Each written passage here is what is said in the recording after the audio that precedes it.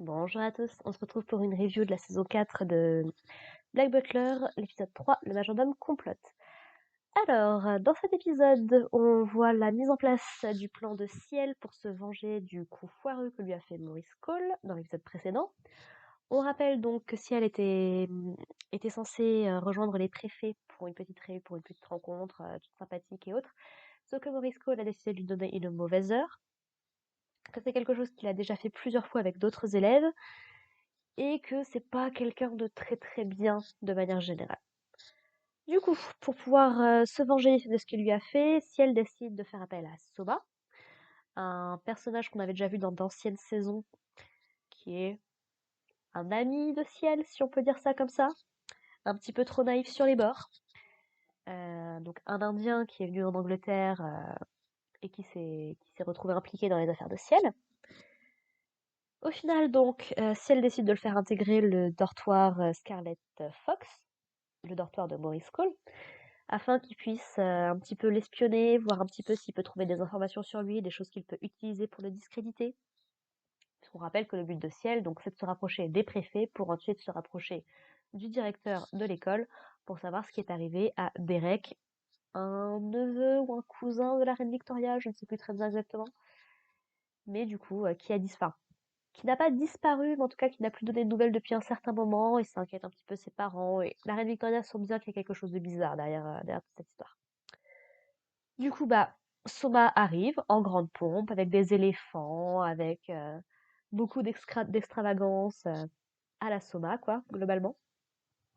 Très rapidement, bah, il récupère Ciel, en plein milieu de son arrivée, donc tout le monde voit bien qu'ils sont amis avec Ciel. Il faut savoir que la rivalité entre les dortoirs est tellement forte que même avoir des amis dans les autres dortoirs, c'est pas vraiment autorisé. Plus le délire de tous les factotums, c'est quelque chose, c'est un super environnement, franchement, pour les gamins, génial. Et donc, bah, du coup, Ciel, pour manipuler un petit peu Soma et pour qu'il puisse espionner sans que ce soit évident, décide de lui dire que, bah, en fait, il voudrait devenir l'ami de Maurice Cole, mais que ça s'est pas fait, qu'il ne comprend pas pourquoi et qu'il aimerait bien savoir. Et donc, il aimerait que Soma lui raconte un petit peu ses habitudes, ce qu'il fait, pour qu'il puisse un petit peu se rapprocher. Bref, Soma se met à l'action directement. Et en fait, on va dire qu'il harcèle purement et simplement Maurice Cole dans le dortoir. Et globalement, dans toute la journée, c'est très très drôle à voir parce qu'on sent bien que Maurice Cole, ça l'agace profondément, mais qu'il essaye de rester poli, tranquille, pour pas laisser paraître sa vraie nature. Mais bon, malheureusement, Soma ne continue donc du coup de l'embêter, à tel point qu'à un moment il décide d'aller voir un de ses éléphants, mais l'éléphant a peur, il se dirige vers les dortoirs, et en gros, Soma et Maurice Cole sont obligés de partager une chambre. Ce qu'a décidé donc du coup Redmond, le préfet de Scarlet Fox, au grand désarroi et au grand désespoir de Maurice Cole. Et en fait, Soma se rend compte très rapidement que pendant la nuit, du coup, Maurice quitte la chambre pour aller faire on ne sait pas trop quoi, pour aller mettre des espèces de petites fleurs dans les casiers des autres élèves, donc de Scarlet Fox. Soma, ça l'interpelle un petit peu, du coup, il en parle à Ciel. Sébastien essaye de continuer son enquête pour essayer de savoir ce qui se passe, et en gros, bah, ils en viennent à la conclusion que c'est de cette manière qu'il donne ces petites informations, ces petites indications, ces petits ordres aux autres élèves pour qu'ils fassent le travail de son préfet à la place. Donc voilà, en ayant entendu ça, bah, si elle décide de confronter directement Maurice Cole, de lui révéler un petit peu, bah, je sais ce que tu as fait, je sais que c'est pas bien, si ton préfet il apprend tout ça, ça va être le déshonneur absolu, tu n'es pas digne d'être un factotum, ce genre de choses. Donc en gros, il lui donne toutes les infos qu'il a, et bah Maurice Cole très rapidement se dit non mais t'es bien gentil, mais de un, si t'as plus les preuves, personne va te croire, et de deux, je vais te donner une petite leçon qui va te passer l'envie de continuer à m'emmerder. Et en gros, bah il s'apprête avec d'autres élèves à bisuter Ciel, en notamment voulant prendre des photos compromettantes de Ciel. On ne sait pas exactement trop jusqu'où ça aurait pu aller, mais il lui ouvre quand même la veste. Ciel est à moitié nu. du bizutage classique, j'ai envie de dire. Même si bon, je ne comprendrai jamais ce genre de choses. Et là où c'est dur, c'est que du coup, bah, si elle, on sait qu'il a un traumatisme par rapport à tout ça. On ne connaît pas encore aujourd'hui, enfin, quand on a lu le manga, on sait, mais à l'heure actuelle dans l'anime, on ne connaît pas tous les tenants et les aboutissants de ce trauma. On sait qu'il a été kidnappé par un culte de gens complètement timbrés, qui voulait l'utiliser pour invoquer un démon. C'est comme ça justement que Sébastien est arrivé dans la vie de ciel. On le découvre dans Book of Circus, la saison 3. Mais disons que si on soupçonne un petit peu ce qui s'est passé, vraiment, on aura les vrais...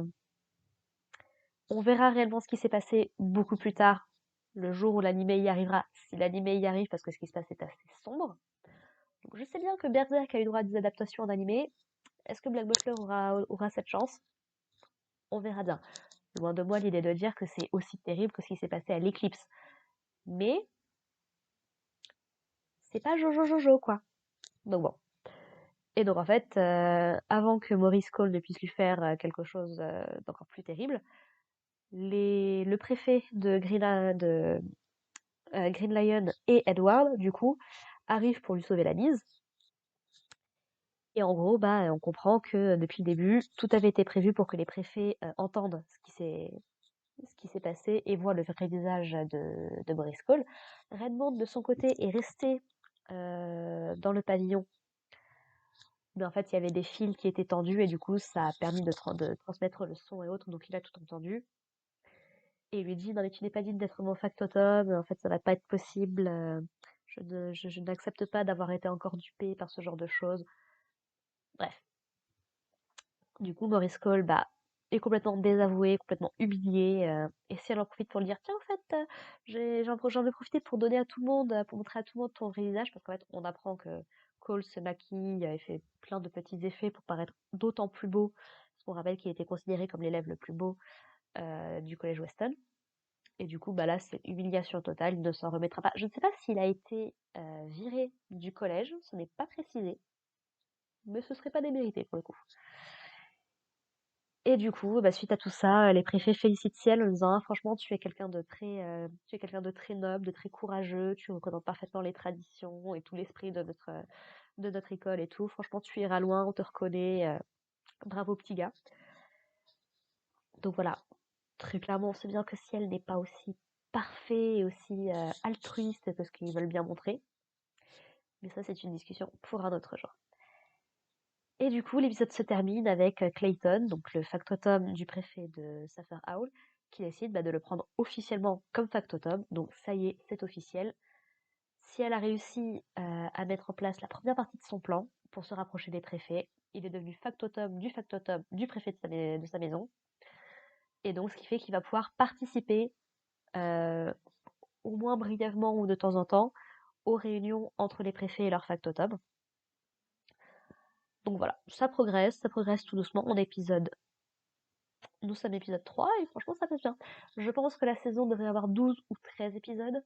À l'heure où j'enregistre, l'épisode 7 vient tout juste de sortir mais je ne l'ai pas encore vu. Parce que c'est une saison assez courte et on arrive déjà à la moitié, voire quasiment au bout. Globalement, j'avoue ne plus trop me souvenir de ce qui se passe sur la fin de cette saison. Je me souviens du gros twist de la saison et je ne sais plus du tout comment ça se termine par contre. C'est très longtemps que j'ai pas lu le manga. Enfin bref, du coup, voilà. Sur ce, on se retrouve la prochaine fois pour l'épisode 4 de la saison 4 de Black Butler. Et puis en attendant, portez-vous bien. Bye.